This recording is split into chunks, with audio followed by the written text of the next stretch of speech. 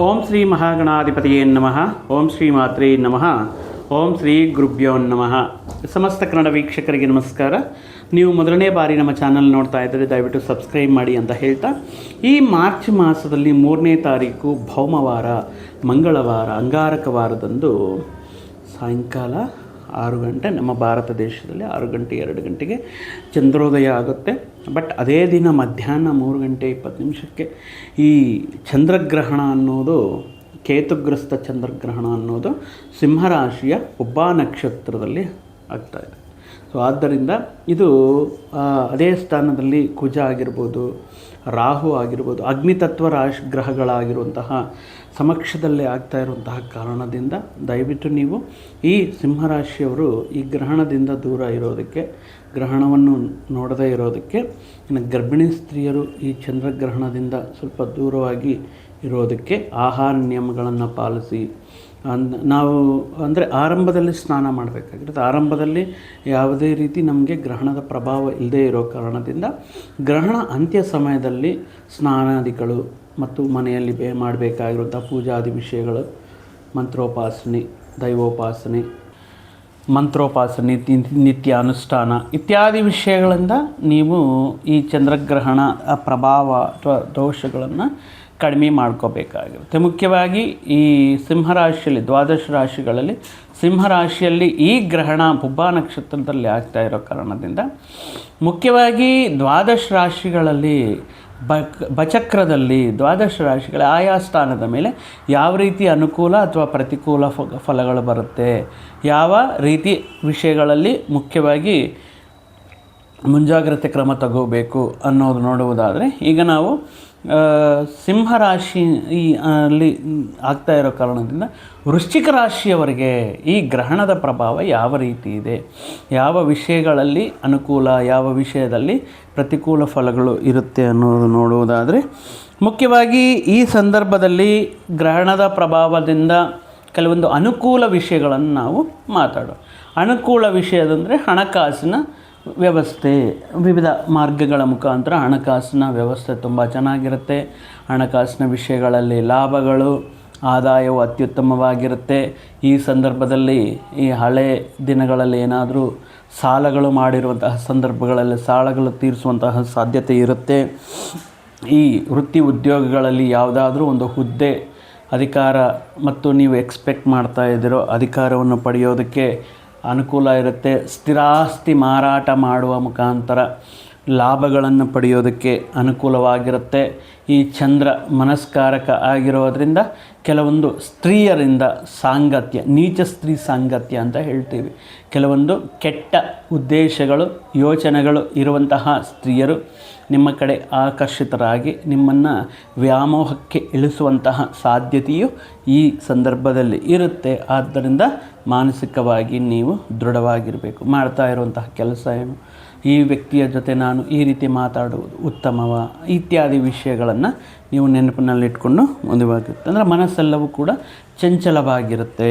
ಇನ್ನು ಈ ಮನಸ್ಕಾರಕ ಚಂದ್ರ ದಶಮ ಸ್ಥಾನದಲ್ಲಿ ಗ್ರಹಣವನ್ನು ವೃಶ್ಚಿಕ ರಾಶಿಯವರಿಗೆ ನೀಡ್ತಾ ಇದೆ.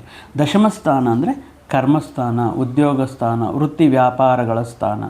ಈಗಲೇ ಅಲ್ಲ, ಕಳೆದ 1 ತಿಂಗಳು ಅಥವಾ ತುಂಬ ದಿನಗಳಿಂದ ಇವರಿಗೆ ಉದ್ಯೋಗದಲ್ಲಿ ಬದಲಾವಣೆ ಮಾಡೋಣ, ಉದ್ಯೋಗದಲ್ಲಿ ಮೇಲಧಿಕಾರಿಗಳು ಸಹಕಾರ ನೀಡ್ತಾ ಇಲ್ಲ.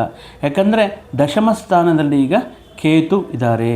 ದಶಮ ಸ್ಥಾನದಲ್ಲಿರುವಂತಹ ಕೇತು ಈ ರೀತಿ ಮನಶ್ಚಾಂಚಲ್ಯವನ್ನು ಉಂಟು ಮಾಡಿ ಮಾಡುವಂತಹ ಕೆಲಸಗಳಲ್ಲಿ ಅನಾಸಕ್ತಿ, ಬರುವಂತಹ ಅವಕಾಶಗಳನ್ನು ಉಪಯೋಗಿಸಿಕೊಳ್ಳೋದರಲ್ಲಿ ವೈಫಲ್ಯತೆ ಇತ್ಯಾದಿ ವಿಷಯಗಳಿಂದ ಮನಸ್ಸು ಚಂಚಲವಾಗಿರುತ್ತೆ.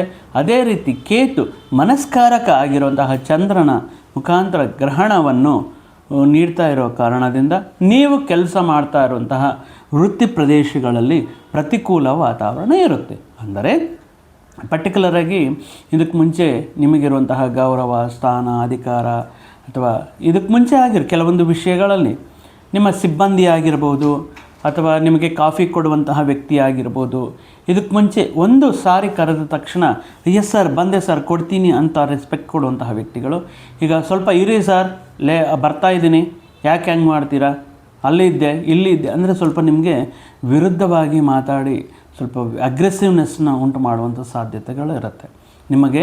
ಅಂದರೆ ಕೆಲವೊಂದು ವಿಷಯಗಳಲ್ಲಿ ಯಾಕೆ ಈ ವ್ಯಕ್ತಿಗಳು ಈ ರೀತಿ ವಿಚಿತ್ರವಾಗಿ ವರ್ತನೆ ಮಾಡ್ತಾ ಇದ್ದಾರೆ, ವಿರುದ್ಧವಾಗಿ ಮಾತಾಡ್ತಾ ಇದ್ದಾರಾ, ಅಥವಾ ನಿಮ್ಮ ಬೆನ್ನೆಯಿಂದ ಏನಾದರೂ ಪಾಲಿಟಿಕ್ಸ್ ನಡೀತಿದೆಯಾ ಅನ್ನುವಂತಹ ಕೆಲವೊಂದು ಅನುಮಾನಗಳು, ಸಂಶಯಗಳು ಜಾಸ್ತಿ ಆಗೋದಕ್ಕೆ ಚಾನ್ಸಸ್ ಇರುತ್ತೆ. ಮುಖ್ಯವಾಗಿ ದಶಮ ಸ್ಥಾನವಾಗಿರೋದರಿಂದ ಸಿಂಹ ರಾಶಿಯಲ್ಲಿ ಈಗ ಗ್ರಹಣ ಉಂಟುವಾಗ್ತಾ ಇದೆ. ಅದೇ ರೀತಿ ವೃಶ್ಚಿಕ ರಾಶಿಯವರಿಗೆ ದಶಮ ಸ್ಥಾನದಲ್ಲಿ ಈಗ ಪ್ರೆಸೆಂಟ್ ಕೇತು ಇರೋದರಿಂದ ವೃತ್ತಿ, ಉದ್ಯೋಗ, ವ್ಯಾಪಾರ, ವಾಣಿಜ್ಯ, ವ್ಯವಹಾರ, ಹಣಕಾಸಿನ ಸಂಬಂಧಪಟ್ಟಿರುವಂತಹ ಕೆಲವೊಂದು ವಿಷಯಗಳಲ್ಲಿ ಸಾಕಷ್ಟು ಒಂದು ಅದ್ಭುತವಾಗಿರುವಂತಹ ಬದಲಾವಣೆ, ಅದು ಒಳ್ಳೆಯದಾ ಕೆಟ್ಟದ್ದಾ ಅಥವಾ ಪಾಸಿಟಿವ್ ಆಗುತ್ತಾ ನೆಗೆಟಿವ್ ಆಗುತ್ತಾ, ಬಟ್ ಆಕಸ್ಮಿಕವಾಗಿ ಈ ರೀತಿ ಒಂದು ಬದಲಾವಣೆಯನ್ನು ನೋಡುವುದಕ್ಕೆ ಈ ಗ್ರಹಣದ ಮೂಲಕ ಸಾಧ್ಯತೆಗಳು ಇರುತ್ತೆ. ಅಂದರೆ ವೃತ್ತಿ ಉದ್ಯೋಗಗಳಲ್ಲಿ ಬದಲಾವಣೆ, ವೃತ್ತಿ ಉದ್ಯೋಗಗಳ ಮುಖಾಂತರ ಸ್ಥಳ. ಸೊ ದಶಮ ಸ್ಥಾನ ಆಗಿರೋದ್ರಿಂದ ನೀವು ಮಾಡ್ತಾ ಇರುವಂಥ ವ್ಯಾಪಾರ ಆಗಿರ್ಬೋದು, ವೃತ್ತಿ ಆಗಿರ್ಬೋದು, ಉದ್ಯೋಗ ಆಗಿರ್ಬೋದು, ವ್ಯವಹಾರಗಳಾಗಿರ್ಬೋದು, ಈ ಸಂದರ್ಭದಲ್ಲಿ ಒಂದು ಅದ್ಭುತವಾಗಿರುವಂತಹ ಬದಲಾವಣೆ ಅನ್ನೋದು ನೀವು ಕಾಣಬಹುದು. ಅಂದರೆ ಆಕಸ್ಮಿಕವಾಗಿ ಉದ್ಯೋಗ ಮಾಡ್ತಾ ಇರುವಂತಹ ವ್ಯಕ್ತಿಗಳು ವ್ಯಾಪಾರದ ಕಡೆಗೆ, ವ್ಯಾಪಾರ ಮಾಡ್ತಾ ಇರುವಂತಹ ವ್ಯಕ್ತಿಗಳು ಉದ್ಯೋಗದ ಕಡೆಗೆ ಇತ್ಯಾದಿ ಬಹಳಷ್ಟು ಸಾಕಷ್ಟು ಬದಲಾವಣೆಗಳನ್ನು ನೋಡೋದಕ್ಕೆ ಈ ಸಂದರ್ಭದಲ್ಲಿ ಸಾಧ್ಯವಾಗಬಹುದು. ಇನ್ನು ಚತುರ್ಥ ಸ್ಥಾನದಲ್ಲಿ 4 ಪ್ರಧಾನ ಗ್ರಹಗಳು ಇರೋದರಿಂದ, ಚತುರ್ಥ ಸ್ಥಾನ ಅಂದರೆ ಸ್ವಸ್ಥಾನ, ಸ್ವಂತ ಮನೆ, ತಾಯಿ, ವ್ಯವಹಾರಗಳು, ಹಣಕಾಸು ಹೂಡಿಕೆಗಳು, ವಾಹನಗಳು ಇತ್ಯಾದಿ ವಿಷಯಗಳನ್ನೆಲ್ಲ ಚತುರ್ಥ ಸ್ಥಾನ ಇಂಡಿಕೇಟ್ ಮಾಡ್ತಾ ಇರೋದ್ರಿಂದ, ಈಗ ಚತುರ್ಥ ಸ್ಥಾನಗಳಲ್ಲಿ ಅನೇಕ ಗ್ರಹಗಳಿರೋದ್ರಿಂದ, ಅದರಲ್ಲಿ ರವಿ, ರಾಹು, ಬುಧ, ಶುಕ್ರ ಇತ್ಯಾದಿ ಗ್ರಹಗಳು ಇರೋದರಿಂದ ಸ್ವಲ್ಪ ಕುಟುಂಬದ ವಿಷಯಗಳಲ್ಲಿ, ಕುಟುಂಬ ಸದಸ್ಯರ ಮುಖಾಂತರ, ಕುಟುಂಬ ವ್ಯಕ್ತಿಗಳ ಮುಖಾಂತರ, ಅದು ತಾಯಿ ಆಗಿರ್ಬೋದು, ಜೀವನ ಸಂಗಾತಿ ಆಗಿರ್ಬೋದು, ಕುಟುಂಬ ಸದಸ್ಯರಾಗಿರ್ಬೋದು, ನಿಮಗೆ ಮಾನಸಿಕವಾಗಿ ಒತ್ತಡವನ್ನು, ಅಂದರೆ ಇದು ಡೈರೆಕ್ಟಾಗಿ ಹೇಳ್ಬೇಕಂದ್ರೆ ಒಂದು ಟಾರ್ಚರ್ ನೀಡ್ತಾ ಇರ್ತಾರೆ. ಕೆಲವೊಂದು ವಿಷಯಗಳಲ್ಲಿ ಮಾಡುವಂತಹ ವಿಷಯಗಳನ್ನು ಮಾಡಿ ಅಂತ, ಅಥವಾ ಮಾಡದೇ ಇರುವಂತಹ ವಿಷಯಗಳನ್ನು ಮಾಡಿ ಅಂತ ಪ್ರೆಷರ್ ಹಾಕೋದಾಗಿರ್ಬೋದು. ಒಂಥರ ಪ್ರೆಷರ್ ಕುಕ್ಕರ್ ಥರ ಎಲ್ಲ ರೀತಿ ವ್ಯಕ್ತಿಗಳು ನಿಮ್ಮನ್ನು, ಕೆಲವೊಂದು ವೇಷಗಳು, ನಿಮ್ಮ ಸ್ನೇಹಿತರಾಗಿರ್ಬೋದು, ಶ್ರೇಯೋಭಿಲಾಷಿಗಳು, ವೆಲ್ ವಿಷರ್ಸ್ ಆಗಿರ್ಬೋದು, ಅವರಿಗೆ ಅವರ ಆದಂತಹ ವಿಷಯಗಳನ್ನು ಬಿಟ್ಟು ಬೇರೆಯವರ ವಿಷಯಗಳ ಮೇಲೆ, ಬೇರೆಯವರು ಏನು ಮಾಡ್ತಾರೆ, ಬೇರೆಯವರು ಯಾಕೆ ಮಾಡ್ತಾ ಇಲ್ಲ, ಈ ವಿಷಯಗಳ ಮೇಲೆ ತುಂಬ ಕಾಳಜಿ ಇರುತ್ತೆ ನಮ್ಮ ಸಮಾಜದಲ್ಲಿ. ಆಗಿರೋದ್ರಿಂದ ಈ ವ್ಯಕ್ತಿಗಳು ಸ್ವಲ್ಪ ಒತ್ತಡ ಅನ್ನೋದು ನಿಮ್ಮ ಮೇಲೆ ಹಾಕೋದಕ್ಕೆ ಚಾನ್ಸಸ್ ಇರುತ್ತೆ. ಒಂಥರ ಇರಿಟೇಟ್ ಮಾಡ್ತಾ ಇರ್ತಾರೆ, ಟಾರ್ಚರ್ ಮಾಡ್ತಾ ಇರ್ತಾರೆ. ಅಂದರೆ ಯಾವುದಾದ್ರೂ ಒಂದು ಕೆಲಸ ಮಾಡಿ ಅಂತ ಹೇಳ್ತಾ, ಅಥವಾ ಮಾಡ್ತಾ ಇಲ್ಲ ಅಂತ, ಮಾಡಲೇಬೇಕು ಅಂತ ಅವರು ಪ್ರತ್ಯಕ್ಷವಾಗೋ ಪರೋಕ್ಷವಾಗೋ ನಿಮ್ಮಲ್ಲಿ ಅಂತ ಇರಿಟೇಷನ್. ಅಂದರೆ ಈ ಸಂದರ್ಭದಲ್ಲಿ ನಾನು ಮನೆಯಲ್ಲಿರೋದಕ್ಕಿಂತ ಹೊರಗಡೆ ಇರೋದೇ ಬೆಸ್ಟು ಅನ್ನೋ ರೀತಿಯಲ್ಲಿ ನಿಮ್ಮ ಕುಟುಂಬ ಸದಸ್ಯರ ಈ ಬಿಹೇವಿಯರ್ ಅನ್ನೋದು ನಿಮಗೆ ಸಾಕಷ್ಟು ವಿಷಯಗಳನ್ನು ನಾನು ಆರಂಭದಲ್ಲೇ ಹೇಳಿದೆ. ಮನೋಚಂಚಲ್ಯ, ಅನಾವಶ್ಯಕ ವಿಷಯಗಳ ಮೇಲೆ ಆಕರ್ಷಣೆ ಇತ್ಯಾದಿ ವಿಷಯಗಳು ಆರಂಭವಾಗೋದಕ್ಕೆ ಚಾನ್ಸಸ್ ಇರುತ್ತೆ. ಆದ್ದರಿಂದ ಈ ಒತ್ತಡದಿಂದ ನೀವು ಹೊರಗಡೆ ಬರುವುದಕ್ಕೆ ಅವರಿಗೆ ಸಾವಕಾಶವಾಗಿ, ಕೂಲಂಕವಶವಾಗಿ ತಿಳಿಸಿ. ಈ ರೀತಿ ವಿಷಯಗಳಿಂದ, ನೀವು ಹೇಳ್ತಾ ಇರುವಂತಹ ಮಾತುಗಳಿಂದ, ಪದ ಬಳಕೆಯಿಂದ ನನ್ನ ಮನಸ್ಸಿಗೆ ಕಷ್ಟ ಆಗ್ತಾ ಇದೆ, ನನ್ನ ಮನಸ್ಸಿಗೆ ಬೇಜಾರಾಗ್ತಾ ಇದೆ, ದಯವಿಟ್ಟು ಈ ರೀತಿ ಪದ ಬಳಕೆ ಮಾಡಬೇಡಿ ಅಂತ ಹೇಳೋದಕ್ಕೆ ಪ್ರಯತ್ನ ಮಾಡಿ. ಸಾಕಷ್ಟು ಅವರ ಜೊತೆ ಪ್ರೀತಿ ವ್ಯವಹಾರಗಳು ಅಥವಾ ಪ್ರೀತಿ ಪ್ರೇಮ ಸಂಬಂಧಗಳೊಂದಿಗೆ ಅವರ ಜೊತೆಗೆ ಕಾಲ ಕಳೆಯೋದು, ಅಥವಾ ಇಲ್ವಾ ನಿಮ್ಮ ಕೆಲಸ ಕಾರ್ಯಗಳಲ್ಲಿ ನೀವು ಬ್ಯುಸಿ ಆಗೋದು, ಇದೆರಡೇ ಪರಿಷ್ಕಾರ ಆಗಿರೋದ್ರಿಂದ ಈ ರೀತಿ ಸ್ವಸ್ಥಾನದಲ್ಲಿರುವಂತಹ ಬಹಳಷ್ಟು ಗ್ರಹಗಳಿಂದ ಈ ರೀತಿ ಕುಟುಂಬದಲ್ಲಿ ಒತ್ತಡ ಅನ್ನೋದಿರುತ್ತೆ. ಇನ್ನು ಪಂಚಮ ಸ್ಥಾನದಲ್ಲಿರುವಂತಹ ಶನಿ ಪರಮಾತ್ಮ ಮುಖ್ಯವಾಗಿ ನಿಮ್ಮ ಸಂತಾನದ ವಿದ್ಯಾಭ್ಯಾಸ ವಿಷಯಗಳಲ್ಲಾಗಿರ್ಬೋದು, ಅಥವಾ ಅವರ ಜೀವನ ಶೈಲಿ, ಅವರಿಗಿರುವಂತಹ ಕೆಲವೊಂದು ಫ್ರೆಂಡ್ಶಿಪ್ಸು, ಅಥವಾ ಅವರ ಇತ್ತೀಚಿನ ದಿನಗಳಲ್ಲಿ ಅವರಲ್ಲಿ ಬರ್ತಾ ಇರುವಂತಹ ಬದಲಾವಣೆ ಇತ್ಯಾದಿ ವಿಷಯಗಳಿಂದ ಕೆಲವೊಂದು ಆತಂಕಗಳನ್ನು ಸೃಷ್ಟಿಯಾಗುವಂತಹ ಚಾನ್ಸಸ್ ಇರುತ್ತೆ. ಇನ್ನು ಪಂಚಮ ಶನಿ ಮುಖಾಂತರ ಪ್ರೀತಿ ಪ್ರೇಮ ವ್ಯವಹಾರಗಳಲ್ಲಿ ಬ್ರೇಕಪ್ಸು, ಅಥವಾ ಸಣ್ಣ ಪುಟ್ಟ ವಿಷಯಕ್ಕೆ ಬೇರ್ಪಡಿಕೆ ಇತ್ಯಾದಿ ವಿಷಯಗಳಿಗೆ, ಅಥವಾ ಅನಾವಶ್ಯಕವಾಗಿರುವಂತಹ ಅಪಾರ್ಥಗಳು, ಈ ರೀತಿ ವಿಷಯಗಳು ನಡೀತಾ ಇರುತ್ತೆ. ಇನ್ನು ಈ ಸಂದರ್ಭದಲ್ಲಿ ವಿವಾಹ ಪ್ರಯತ್ನಗಳು, ಉದ್ಯೋಗ ಪ್ರಯತ್ನಗಳು ಆದಷ್ಟು ನಿಮಗೆ ಆತಂಕಗಳಿಂದ ಕೂಡ್ತಾ ಇರುತ್ತೆ. ಮತ್ತು ಯಾವ ಟೈಮ್ನಲ್ಲಿ ಅನುಕೂಲ ಇರುತ್ತೆ ಅಂದರೆ ಆಲ್ಮೋಸ್ಟ್ ಏಪ್ರಿಲ್ 2ರಿಂದ ವೃಶ್ಚಿಕ ರಾಶಿಯವರಿಗೆ ಅನುಕೂಲವಾಗಿರುವಂಥ ಸಮಯ ಅಂತ ಹೇಳ್ಬೋದು.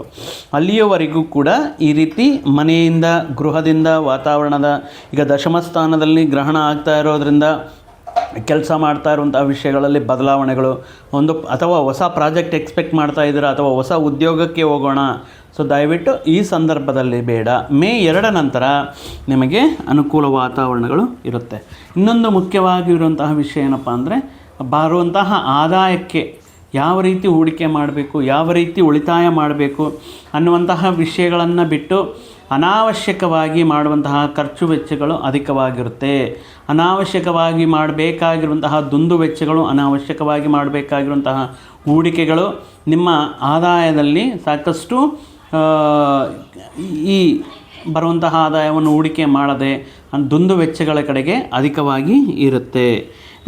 ಗ್ರಹಣದ ನಂತರ ಮುಖ್ಯವಾಗಿ ವೃತ್ತಿ ಉದ್ಯೋಗಗಳಂತ ಹೇಳಿದ್ದೀವಿ. ಅಂದರೆ ಯಾವುದಾದ್ರೂ ಮಾಡುವಂತಹ ವೃತ್ತಿಯನ್ನು ಬದಲಾಯಿಸೋಣ, ಅಥವಾ ಮಾಡ್ತಾ ಇರುವಂತಹ ಉದ್ಯೋಗವನ್ನು ಬದಲಾಯಿಸೋಣ, ಅಥವಾ ಹೊಸ ಪ್ರಾಜೆಕ್ಟ್ ಅಥವಾ ಹೊಸ ಹುದ್ದೆಗೆ ಆಯ್ಕೆ ಅಂದರೆ ಪ್ರಯತ್ನ ಮಾಡೋಣ, ಸಂದರ್ಶನಗಳನ್ನು ನೀಡೋಣ, ಇಂಟರ್ವ್ಯೂಸ್ ಕೊಡೋಣ ಅನ್ನುವಂತಹ ಯೋಚನೆಗಳು ಜಾಸ್ತಿ ಆಗುತ್ತೆ. ಆ ರೀತಿ ನೀವು ಕಾದು ನೋಡೋದಕ್ಕೆ ಅನುಕೂಲವಾಗಿರುತ್ತೆ. ಸೊ ಒಟ್ಟಾಗಿ ಗ್ರಹಣದ ಪ್ರಭಾವ ಅನ್ನೋದು ನಿಮ್ಮ ಫ್ಯಾಮಿಲಿ ವ್ಯಕ್ತಿಗಳು ನಿಮಗೆ ನೀಡುವಂತಹ ಕೆಲವೊಂದು ಒತ್ತಡ, ತಾಯಿ, ನಿಮ್ಮ ವೃತ್ತಿ ಉದ್ಯೋಗದಲ್ಲಿ ಆಯ್ಕೆ ಮಾಡಿಕೊಂಡಿರುವಂತಹ ಕೆರಿಯರ್, ಸಣ್ಣ ಪುಟ್ಟ ಆರೋಗ್ಯ ಸಮಸ್ಯೆಗಳು, ಈ ರೀತಿ ನಿಮ್ಮ ತಾಳ್ಮೆಯನ್ನು ಸ್ವಲ್ಪ ಆತಂಕಕ್ಕೆ ಸೃಷ್ಟಿ ಮಾಡ್ತಾ ಇರುತ್ತೆ. ಈ ಸಂದರ್ಭದಲ್ಲಿ ಮುಖ್ಯವಾಗಿ ಒಳ್ಳೆಯ ರೀತಿಯಲ್ಲಿ ಅಂದರೆ ಹಣಕಾಸಿನ ವ್ಯವಸ್ಥೆ, ಹಣಕಾಸಿನ ಆದಾಯ ಅದ್ಭುತವಾಗಿರುತ್ತೆ. ಯಾವುದಾದ್ರೂ ಒಂದು ಸ್ಥಿರಾಸ್ತಿಗಳಿಂದ ಲಾಭಗಳು ಇತ್ಯಾದಿ ಶುಭ ವಿಷಯಗಳು ನಡೀತಾ ಇರುತ್ತೆ. ಮಾಡಬೇಕಾಗಿರುವಂತಹ ಪರಿಹಾರಗಳು ಅಂದರೆ ಗ್ರಹಣದ ಸಮಯದಲ್ಲಿ ನೀವು ನವಗ್ರಹ ಸ್ತೋತ್ರಗಳನ್ನು ಪಾರಾಯಣ ಮಾಡೋದು, ಗ್ರಹಣ ಮುಗಿದ ನಂತರ ಹತ್ತಿರದಲ್ಲಿರುವಂತಹ ದೇವಸ್ಥಾನಕ್ಕೆ ಹೋಗಿಬಿಟ್ಟು 11 ಪ್ರದಕ್ಷಿಣೆಗಳು, ನವಗ್ರಹಗಳಿಗೆ 11 ಪ್ರದಕ್ಷಿಣೆಗಳು ಮಾಡುವುದರಿಂದ, ನವಧಾನ್ಯಗಳನ್ನು ದಾನವಾಗಿ ನೀಡುವುದರಿಂದ, ಮುಖ್ಯವಾಗಿ ನವಧಾನ್ಯಗಳನ್ನು ಈ ಹಸುವಿಗೆ ಆಹಾರವಾಗಿ ನೀಡುವುದರಿಂದ ನಿಮಗೆ ಮತ್ತಷ್ಟು ಶುಭ ಫಲಗಳು ಬರುತ್ತೆ. ಯಾವುದಾದ್ರೂ ಮುಖ್ಯವಾಗಿ ನೀವು ಕೆರಿಯರಲ್ಲಿ ಡೆಸಿಷನ್ ತಗೋಬೇಕು, ಬದಲಾವಣೆ ಮಾಡಬೇಕು ಅನ್ನುವಂತಹ ಸಂದರ್ಭಗಳಲ್ಲಿ ಶ್ರೀ ಮಹಾಗಣಪತಿಯ ಆರಾಧನೆಯನ್ನು ಮಾಡಿಕೊಂಡು ಗಣಪತಿಯ ಆಶೀರ್ವಾದದೊಂದಿಗೆ ನಿಮ್ಮ ಕೆಲಸಗಳನ್ನು ಆರಂಭ ಮಾಡಿ. ಅದೇ ರೀತಿ ವೃಶ್ಚಿಕ ರಾಶಿಯವರ ಅನುಕೂಲ ದೇವರಾಗಿರುವಂತಹ ಸುಬ್ರಹ್ಮಣ್ಯ ಸ್ವಾಮಿ ಆರಾಧನೆಯನ್ನು ಅದೇ ರೀತಿ, ಬಿಕಾಸ್ ಮಂಗಳವಾರನೇ ಆಗ್ತಾ ಇರೋದ್ರಿಂದ, ಕುಜನ ಪ್ರಭಾವ ಅಧಿಕವಾಗಿರೋದ್ರಿಂದ, ವೃಶ್ಚಿಕ ರಾಶ್ಯಾಧಿಪತಿ ಕುಜ ಆಗಿರೋದ್ರಿಂದ ಮುಖ್ಯವಾಗಿ ಸುಬ್ರಹ್ಮಣ್ಯ ಸ್ವಾಮಿ ಆರಾಧನೆ ಮಾಡೋದು ಒಳ್ಳೆಯದು ಅಂತ ಹೇಳ್ತಾ, ಮತ್ತೊಂದು ವಿಡಿಯೋ ಜೊತೆಗೆ ಮತ್ತೊಂದು ಆಸಕ್ತಿಕರ ವಿಷಯದ ಜೊತೆಗೆ ನಿಮ್ಮ ಮುಂದೆ ಮತ್ತೆ ಬರ್ತೀನಿ. ಅಲ್ಲಿಯವರೆಗೂ ಸರ್ವೇ ಜನಾಂ ಸುಖಿನೋ ಭವಂತು, ಸಮಸ್ತ ಸನ್ಮಂಗಳಾನಿ ಭವಂತು. ಜೈ ಶ್ರೀರಾಮ್.